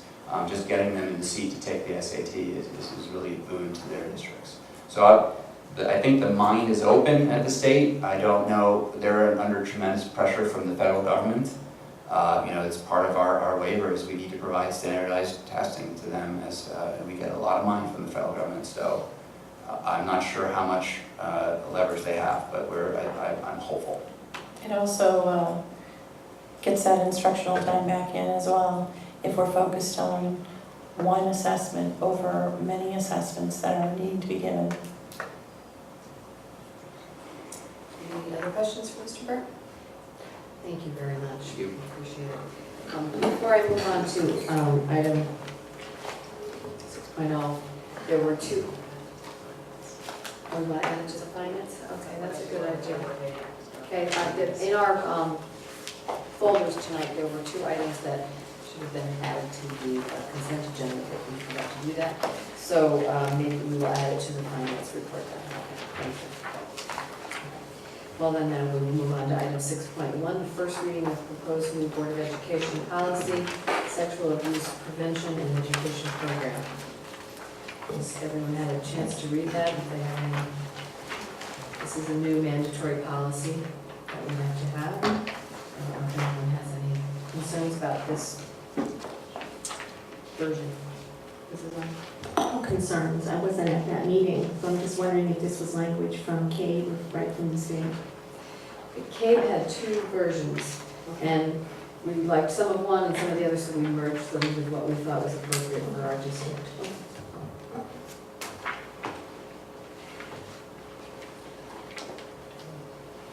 Nobody has any, it's okay, we will vote on it at our next meeting if everybody is in line with that. All right, item 6.2 is review of the new board policy, public statements, which we had discussed at our last meeting, and at the policy meeting, we made some revisions, or are suggesting some revisions. Anyone want to make a motion on that, if they're interested, Mr. Wolf? I'd like to make the motion that the board approve the proposed new Board of Education policy 9020, bylaws of the Vernon Board of Education, public statements as presented. Is there a second, Mrs. Bush? Second. Any discussion or comments? Dr. Bell? And if I may, these are non-substantive changes. Our policies had different names. So the reference to 1112 is news media communications, and the reference to 1120 is public participation in Board of Education meetings. So they're non-substantive, but I want to make note of that. Any other questions or concerns about the suggested revisions? Okay, then we'll vote on this. The motion is to approve this new policy. All those in favor? It's unanimous. Now we have item 6.3, the Finance Committee report. Through you, Madam Chair, to the board, if I can draw the board's attention to the business and finance report in the board packet this evening. We had a finance committee meeting right before tonight's board meeting, and I would like to highlight a few of the items that we discussed. I'd like to start with the executive summary of account balances, Exhibit A. Draw the board's attention to the first line, which is our summary of our local budget. At this point in time, we have 95.59% used of our budget of $51,291,956. That leaves us with an available balance after we remove our year-to-date expenditures plus our encumbrances of $2.2 million in our local budget. We are tracking with previous years, and we expect to finish this year in the black. I'd like to also draw the board's attention to, on the back side of Exhibit A, our Medicaid revenue. We have received we receive on a monthly basis our reimbursements, and we've also received towards the end of the fiscal year, which we have now in our account, the reconciliation of all the other costs, administrative costs associated with our reimbursements. So I'm pleased to share on behalf of the entire program that's been working hard on this that we've exceeded our projected reimbursement level for this year. We have an account right now, $224,907.14. We were expecting between $150,000 and $200,000, and we still have 2 months worth of reimbursements to go, so that number will creep up a little bit higher before the end of the fiscal year. And by way of process, those funds go to the town, and at some point in the near future, before the fiscal year end closeout, through a resolution that was negotiated with the previous administration and the superintendent, those funds will remain in a non-lapsing special revenue account restricted for the benefit of any special ed expenses that we may have in the future. So we would have to request those funds in a similar way we would capital non-reoccurring funds. So those would be solely for our use in the future for special ed costs. Moving forward, I'd like to draw your attention to the fiscal year 2016 budget worksheet that's provided as a summary of all of the adjustments, negative and positive, to our final approved budget that was approved at the town meeting for fiscal year 2016. You'll also see several budget transfers in the packet this evening. There are no budget amendments for the board to act on this evening, but there are several budget transfers in there that we have processed. We have received our final State Department of Education revenue update for the current fiscal year. Also pleased to share that at this point in time, we are in the black by about 5% of our total special education excess cost. And so we're about, that could be 1 to 2 students more that we could absorb in the program before the end of the year and still finish the year in the black on that. So wanted to give that update to the board. We are in the process of renewing our life and liability insurances. Those activities are ongoing. We have renewed our medical and dental since the last meeting, and they're all within our budget. Life is still high, and we're still working with our insurance broker to get that to within our budget parameters for next year. Under general business, there's a series of RFPs that the central administration has issued over the past month or so. You can see them listed there. By way of update, we have renewed our relationship with the Connecticut Consortium for cooperative purchasing. We discussed that process in a little bit more detail with the Finance Committee this evening. Essentially, that gives us the opportunity to leverage the best deals by partnering with schools in the region when we make purchases for supplies, health supplies, art supplies, office supplies, and classroom supplies, and we will continue that process for the upcoming fiscal year as well. We are moving forward with our school security competitive grant awards. We have completed 100% of the approved work for last year's grant and are in the process of finalizing the paperwork with the town controller to ensure that we receive all of the funds that we're entitled to receive through that grant. We are about 50% of the work done for the current grant for this fiscal year, and we'll continue to keep you posted on that as well. We have also, for the Ad Hoc Athletic Committee, we are working to gather quotes from vendors to conduct the study for the Rockville High School athletic fields as requested, and we'll be sharing that information at a future meeting. There are two action items that I'd like to present for the board this evening. The first, in your packet under logistics section of my report, is another asset disposal request for Rockville High School. That is Exhibit F. I would ask for the board to vote to approve that request so that we can send it through the superintendent's office to the town so the town council can take action on that as well. The items for disposal, there's various items for disposal. This is the 5th that we've presented through the board. 2 of them have been approved through the town council. There will be 3 pending after this one, if this one were to be approved. Most of the items we like to put on public auction through publicsurplus.com. Some of these items are not necessarily usable, especially some of the older TVs and so forth, but we still put them up there on the website because there's companies that may buy them and use the spare parts and grind them up and take the gold out of some of the capacitors and find other uses for them, but we get money for that. So we'd like to put them up there. I was asked the question, what do we do with the books? By way of process, we typically don't throw books out, as other districts may. We try to donate them for good causes, and typically we do that through Kiducation, so they get used for other purposes and sometimes in even other countries as well. So I would ask for the board to approve that. Mr. Wolf? Motion to approve sending item F to the town council with the superintendent. Is there a second? Mr. Fillion? Any discussion, comments, questions? All those in favor? Unanimous. Thank you. The second item is an additional item, as previously mentioned in your yellow packet. There are 2 grant donations that I would respectfully ask the board to approve receiving. And consistent with board policy, they need to be presented to the board for us to receive them. The first is Center Road School. Glenn Burns, a pastor at Rockville Baptist Church, has offered to donate $5,000 to Center Road School. The purpose of this donation is to help serve the community, and since Center Road School is a close neighbor, they have offered up this funding. And by way of process, can we handle these at the same time, or should we handle? Okay, very good. The second donation is from the Aetna Foundation. This is part of their employee matching program, and they have forwarded us a check in the amount of $1,184.30 to Maple Street School, and this is specifically related to the donors William and Pamela Jones as part of an Aetna employee match. Mr. Gold. Motion to accept both of the donations with thanks. Is there a second? Mrs. Russell? Any questions, comments, concerns? All those in favor? It's unanimous. Thank you. And lastly, to conclude, we did briefly discuss some of the recent state activity regarding the governor's budget that has gone through the Appropriations Committee and is now going to the full General Assembly for action prior to the legislature's adjournment on June 3rd.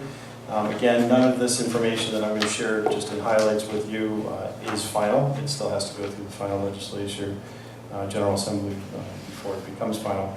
But by way of quick update, the governor proposed to cap ECS at its current fiscal year's levels for 15 and 16, as well as excess cost. That went to appropriations, and appropriations has increased ECS funding by $3.7 million, but specifically for underfunded municipalities. Appropriations Committee has restored various programs that were eliminated in the governor's budget, including LEAP, Connecticut Pre-Engineering Program, Neighborhood Youth Centers, Parent Trust Fund programs, Bridges to Success, Health Foods Initiatives, and non-chef interdistrict programs. The Approps Committee also reduced $2.5 million for talent development at the state. Appropriations eliminated funding for 2 new charter schools as proposed in the governor's budget, one in Stamford and one in Bridgeport. Appropriations has also eliminated $3 million for pre-K tuition in magnet schools, which we shared in finance could have a direct impact on our magnet school tuition budget for next year to the tune of about $80,000 through an analysis that Mr. Vernon and I did looking at our current enrollment. There is restoration of school-based health clinic funding to vendors, so for us that wouldn't be direct funding to us, but to our vendor to fund those programs.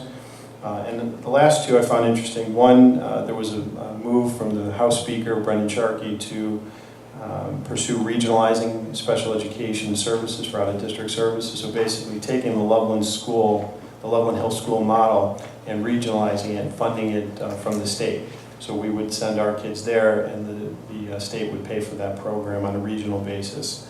And then lastly, there's a part of the bill is to cap magnet school tuition, meaning our impact for us would be we would only pay up to a certain amount of funding for each student, and then the state would pick up the rest of the tab. So that may actually offset, once we have more details, if it passes, the elimination of the pre-K money. Mr. Kim. Would you clarify the pre-K money, the $80,000? What are they planning to do with that now? They are not going to fund the magnet school pre-K, and so the magnet schools, you expect to pass that on to us, is that it? Correct. Correct.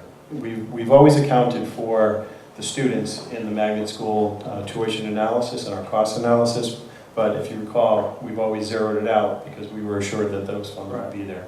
There is a proposal in the bill to eliminate those fundings, or in the state budget bill to eliminate that funding. So they're not really capping it. I mean, it's... Right? Yeah.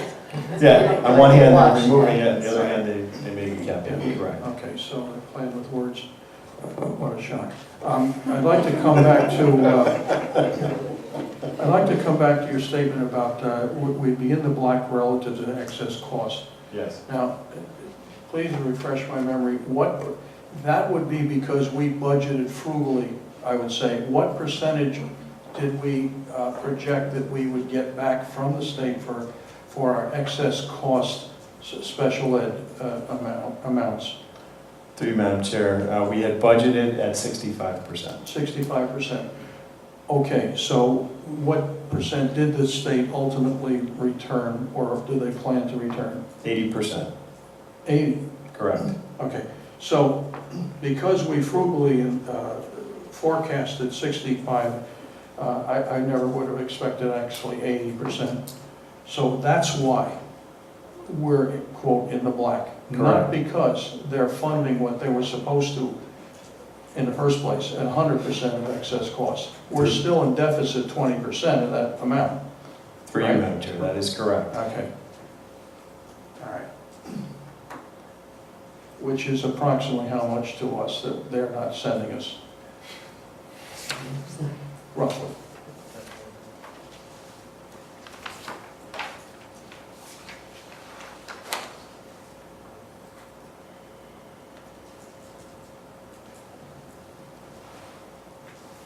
Approximate through you, Madam Chair. The impact is approximately $253,000. Okay. Thank you. You're welcome. Does anybody else have any questions for Mr. Vaccaro? Mrs. Arndt? Just a comment, I know that the fiscal year is winding down, we're not done yet, but I gotta say that it's such a pleasure to be in the position that you've described, particularly with special ed balance and the money that you have found through yours and your department's diligence to Medicaid reimbursements. I mean, we haven't seen numbers like that in a long, long time, so I think it should be recognized that your due diligence paid off for the board in a big way, and to be in the black in special ed is a credit as well, so thank you. Thank you. The only thing I would add is it was a team effort from all over. Understood. Thank you, appreciate it. Okay, any other questions? Thank you very much, Mr. Vaccaro. Now we'll move on to item 6.4, update on school-based health plan. Dr. Connell. Thank you very much. As you most likely know, last Tuesday, the Town Council unanimously approved the lease of school-based health centers at Maple Street School and Rockville High School. And so we're very, very delighted. We anticipate that as the school-based health center is looking for staffing, because the staffing did leave last fall and find other positions, that we're hoping that we will be able to provide some preventive care, so physicals or immunizations, things like that, that we might be able to do. So on a temporary basis, it would be people coming in to fill in. We do have, there was an amendment made by one council person that did pass, and so Mr. Vaccaro has put that language into the lease agreement. It is now resting on a desk in the town, and so we anticipate that that will have a very, very quick turnaround, and so we'll be able to go forward with that lease very shortly.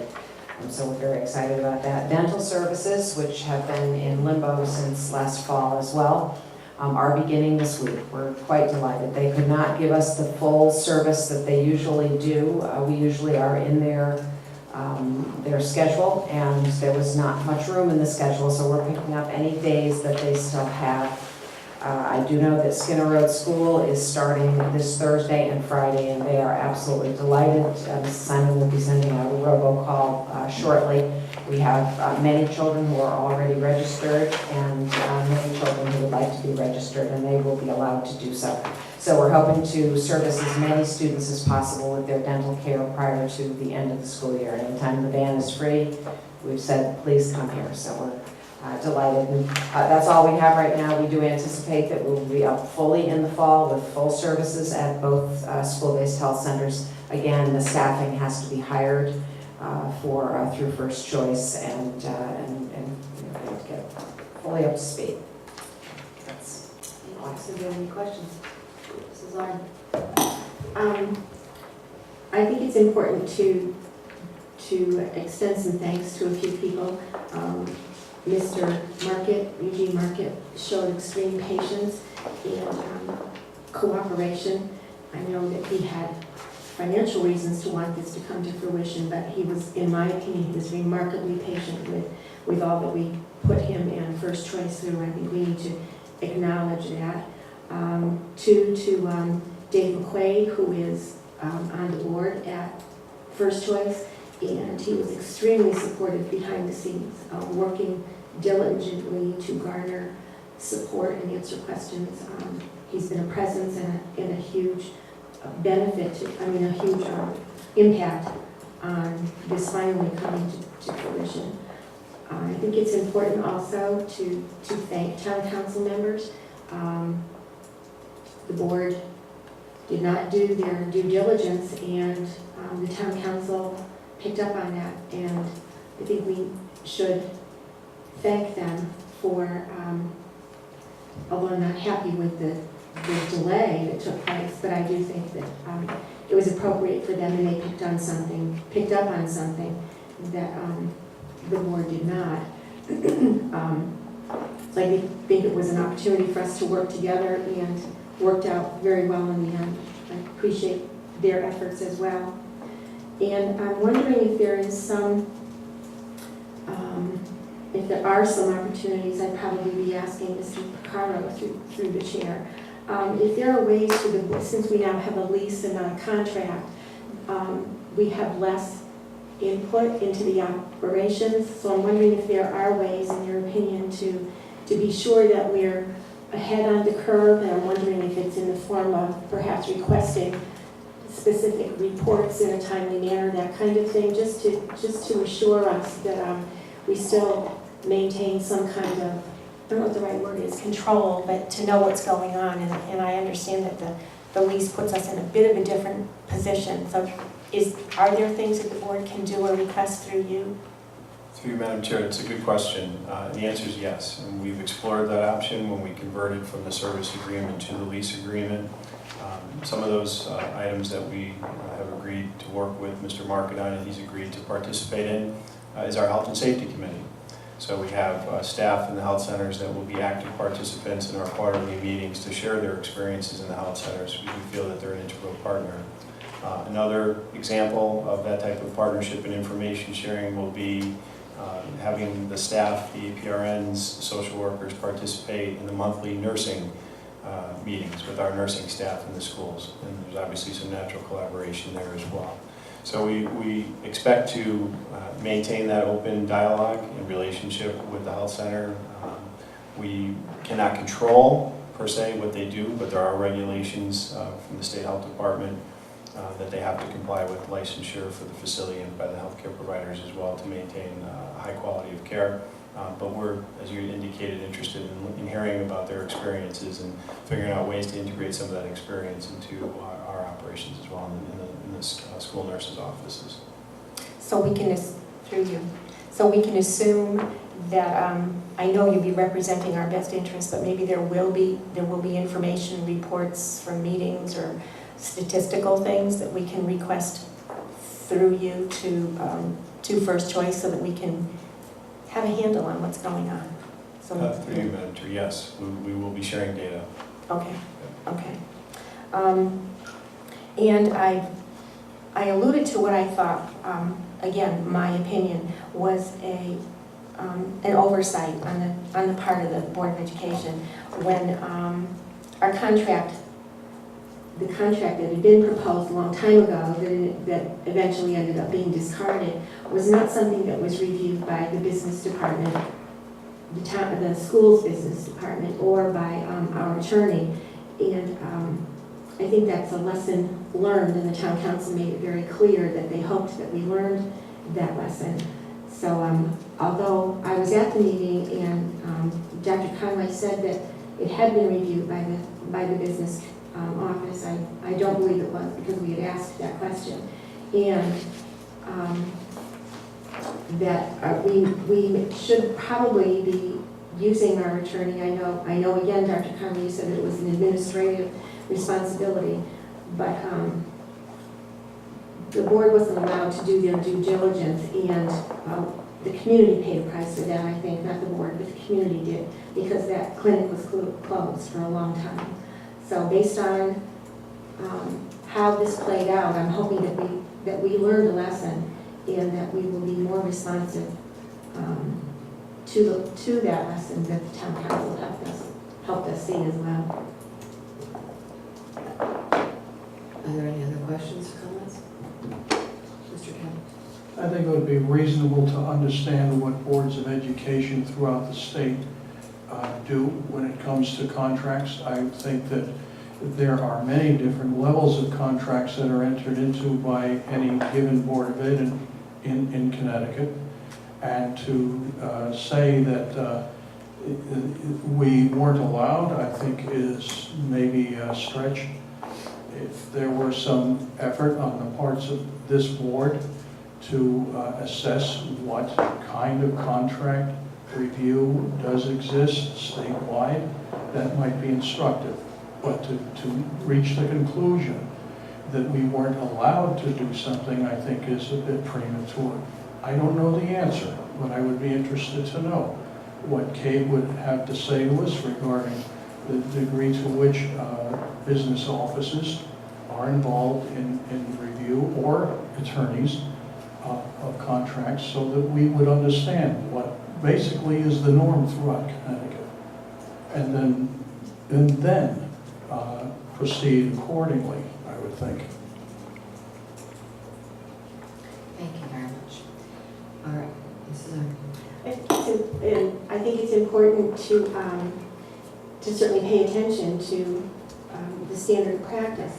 But I also think in this case, I found it to be a lesson that I learned anyway, to include the town council in decisions that will have an impact on them, or where we're going to need their input, so that although I think it's important to follow past practice when it's appropriate, I think we need to be aware as well of our unique needs and incorporate them as well. Thank you very much. Anyone else? All right, thank you very much for that report. Now we have item 6.5, update on the executive search process. I think last time we met, we had already had a couple of focus groups. We had a total of 6 focus groups, which ended up being with about 60 people. Mrs. Oscar conducted all of these focus groups, and some had less people, some had more people. And she had indicated to the board when we first started the process that if she got information from 100 plus people, that would be a good number with which to build a candidate profile. And because she met with 60 people, and then I think there were 70 plus people who filled out the survey, she ended up getting information from about 130 people. So that was a good number from which she could build a candidate profile. And she just sent an email today with it. I have not had an opportunity to look at it yet. We will be sharing that with the board. We're meeting with her next Wednesday night, so we will be reviewing it and revising if we feel that there are any things that need to be revised in that document. The application deadline is on May 13th, so that's coming up. When we meet with her next week, we will be discussing interview questions, how we're going to go about interviewing the candidates. First round of interviews are on June 1st and 2nd. Second round of interviews are on June 10th. And that is where we are at this point. We have 2 workshops with her before the interviews, so hopefully we will be well prepared for the interviews. Does anybody have any questions on that? Yes, ma'am.